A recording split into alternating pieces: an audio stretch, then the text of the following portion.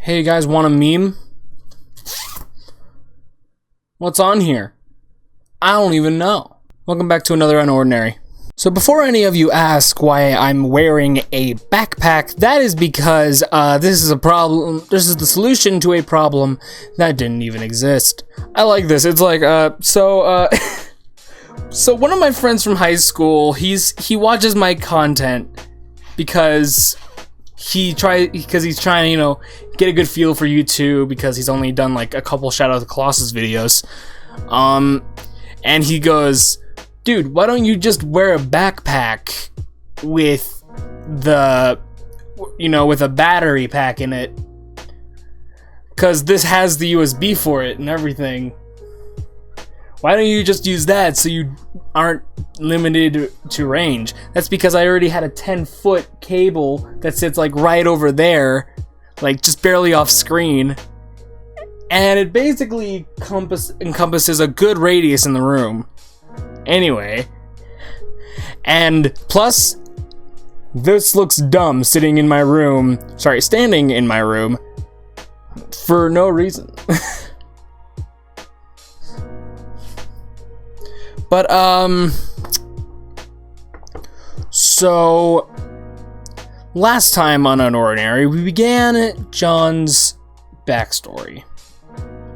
I had a feeling this would happen because, granted, it's kind of needed so that we can understand the character, understand why he is the way he is, and probably change a lot of people's opinions about him because of his controversial nature and all that.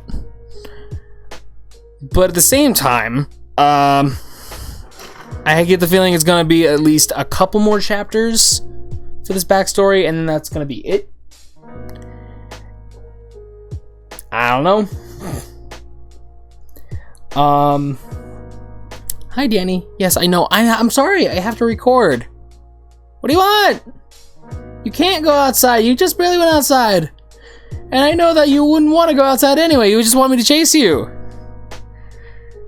Anyway, so... and in case you guys are wondering why I still have my hair, that's because my parents hid all the razors in our house so that I wouldn't shave my head. That, and they threatened to sell my truck. Even though it doesn't matter because some woman T-boned my father, the insurance is forcing her to only pay for half of the price, her insurance company, and our insurance company can't do shit because her insurance company threatened to sue our insurance company.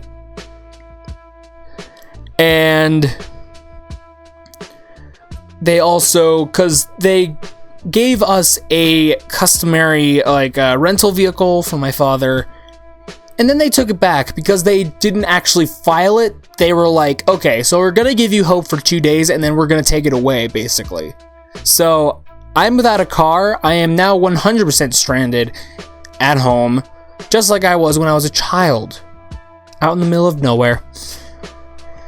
So yeah, until my father can even get his car back from the insurance company of his car, because they're repairing it, but they're not even going to give it back until we pay over $10,000 on our half, even though the woman who hit us should pay for the whole damn thing. I'm sorry.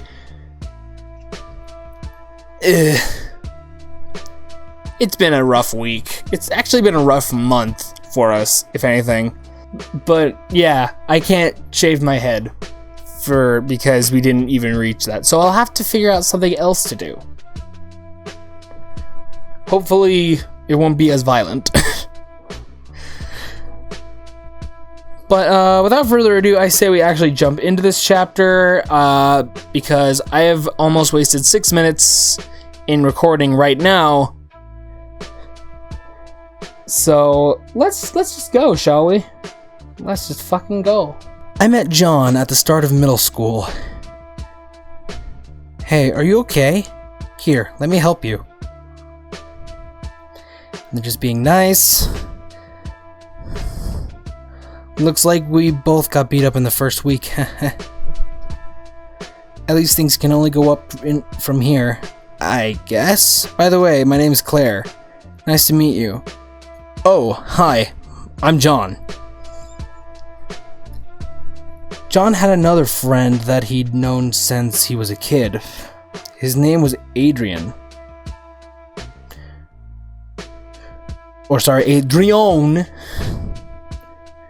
Adrian was also a low tier at the time, and the three of us got along well because we shared that in common. We always supported each other.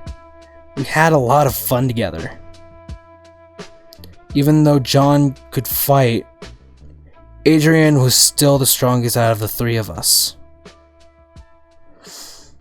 Yeesh. Why do you look like you're the son of Keon? Also, you look like John in the future. A little bit. So whenever we ran into trouble, he always did his best to protect us. It didn't always work out, but we got used to these run-ins eventually. Aside from the occasional beatdowns, I was pretty content with the way things were. But I was a bit concerned for John. Hey, what's wrong? He often seemed frustrated and angry. Don't you guys think it's unfair? Why do we have to deal with all this bullshit? While other people get to do whatever they want just because they were born stronger. It's so stupid. Hey, cheer up. It's just how it is. There's nothing we can do about it anyway. John had a lot of trouble coming to terms with reality. During our final year of middle school, I had my first vision of John. Oh.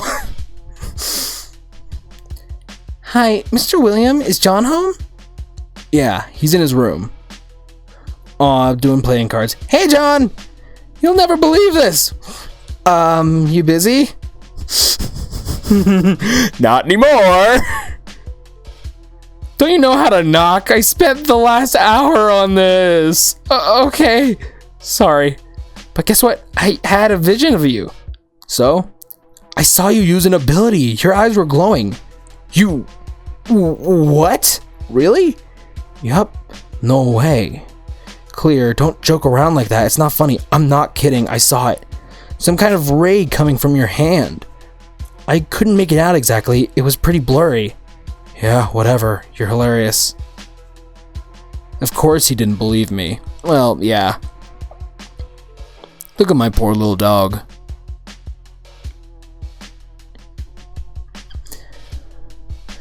Looking back, it must have sounded so stupid. Even so. That's weird. Where'd he run off to? Ha! He'd often sneak away and try to get this ability to work. Deep down, he really wished it were true. John couldn't stand being as powerful as he was. He always wanted to be stronger, so that he could win. And also he could defend people like you, his friends. It's just his anger got the best of him in the end. John, just stay down, we can't beat him. Well, looky here, little cripple John still wants to act tough, even though he's the weakest of all. Must suck not having an ability, huh? Let me show you what you having a useful one looks like. Heh heh. Watch closely. A laser. Huh? Hey, are you seeing what I'm seeing? His eyes. They're glowing. Huh? Psst. Huh? What? Ugh, damn brat. What the hell was that? You really think you can fight? Know your place, idiot. Hey, don't get so worked up. He's not worth the energy. Better to leave them to feel sorry for themselves. Come on, let's go. John, are you okay? No, we got our asses beat again. But you used your ability just now. Didn't you feel it? What? Well, I felt something in my hand, but your eyes were glowing too. Adrian and I both saw it. This is what I was telling you about. In my vision, you weren't powerless. You do have an ability. Huh? So it was real? I really did use it? Yes! Holy shit, I have an ability!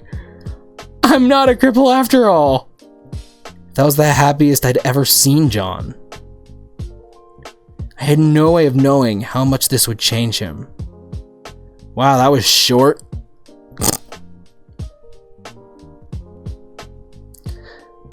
That was short as hell. Hang on, let me see how long the recording was. It was only 8 minutes long, and that includes the time I took when I started the recording, had to go downstairs and deal with and try to figure out what my dog was doing. So probably 6 minutes long. Okay, so first off, it is interesting. So Claire's vision didn't even show her how it would change John or how it would make him kind of evil. If anything, all it did was just show John he had an ability. But even then, I wonder if, because she saw this vision and she didn't realize, because that's the thing, you never know what effect it could have on the future. And like Steph said, that John's ability specifically isn't something like you just figure out. Like, it's something that it's a little weird. Because Steph's video last week, he was talking about like how John's ability, like, you wouldn't know that was your ability specifically. You would just think you could either sense someone's ability, if that even. Or hell, you wouldn't even know you had an ability if it was that. And then, because when I listened to that, I thought, well, that's true. And then the only way for John to even discover it is if he learned the hard way. Like, or like, I don't know. I felt like maybe John, because in the society and through Wellston and New Boston alone, we see that people use their abilities constantly with reckless abandon. They don't give a shit of like what using their ability would even do half the damn time. Pointing back to John and as he nearly got killed by Blyke and Eisen's fight.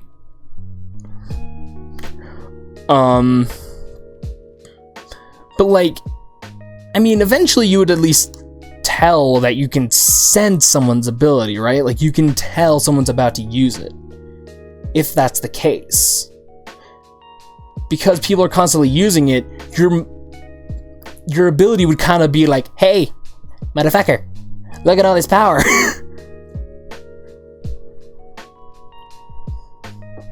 And even then, how do you train an ability like that?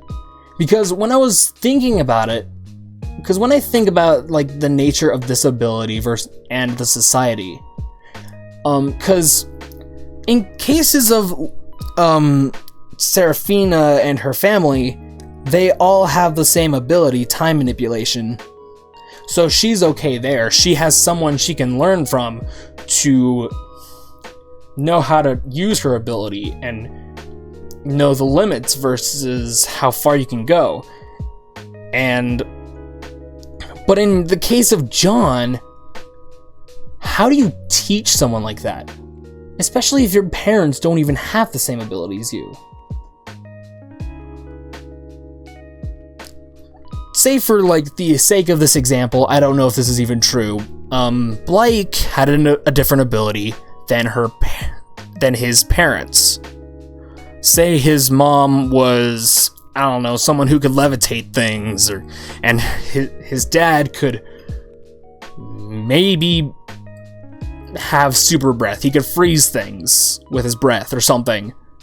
And then when Blyke shot his first laser, like, how are the parents going to approach that? He would have a completely different ability than they've had. Like, how do you train someone like that? And that got me thinking, is there like, is there classes in middle school in this society where you take classes based on your ability? And even then, aura manipulation is so specific and so rare that I don't even think that he would have a class for that. Like, these are things that are really starting to make me wonder, like, did Blake take classes for his ability? Did Arlo? Did Sarah? I mean, obviously Sarah probably from her parents. And Remy probably from her brother and her parents, assuming they even had the same ability as him.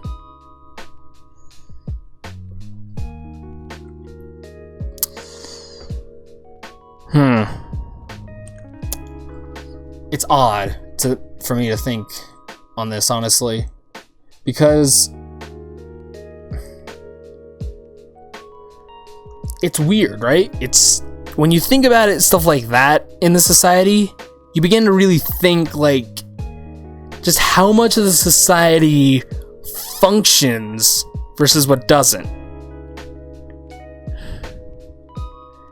And you specifically begin to think, like, how could you possibly train an ability like John's, especially if he's a late bloomer?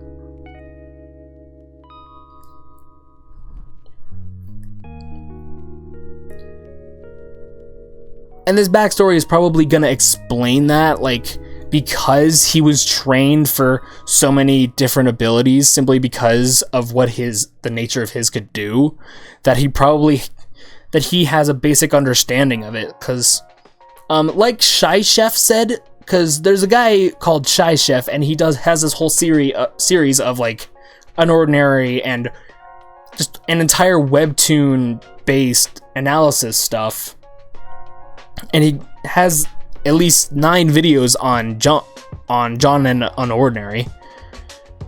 And it's kind of weird, but it's kind of interesting because he points out John, he's observant. He can see these people, and he can understand their ability because he's probably had an ability similar to that. And John, seeing the person's moveset at least maybe once, or from what he's heard, it probably helps him out a lot. Because he also used Blake's lasers to increase his mobility. And when John even showed him he could shoot 10 lasers from his fingertips, because Blake didn't even think of that. He didn't even think of using his fingers. So, like, is that something he just simply knows from other people who've had a similar ability, or I don't know, it's odd. And even then, there's stuff going around that, because people are thinking that, like, energy beam isn't even what Blake's full ability even is. They think that he doesn't even realize there's more to his ability, because he did, like, a whole pulse. That's not exactly a beam, that's like an energy explosion. And all of a sudden, he started healing faster, too. So people are thinking it might be, like, energy manipulation. Like, unconsciously, or, like, passively, his ability is increasing the amount of energy in his cells to increase cellular regeneration. It's weird. And even then, like, how do you train an ability for an ability that you think is one thing, but then you later find out it's something else, and you have to train again, and you're so used to it being one thing, you don't know how the hell to possibly change your perspective on what your ability is, because you've centered your entire fighting style on thinking it could only do this one thing. It's odd. I'm sorry, I've gone on a whole rant. Look at my poor little dog sleeping. He's probably not even sleeping because I'm talking so loud.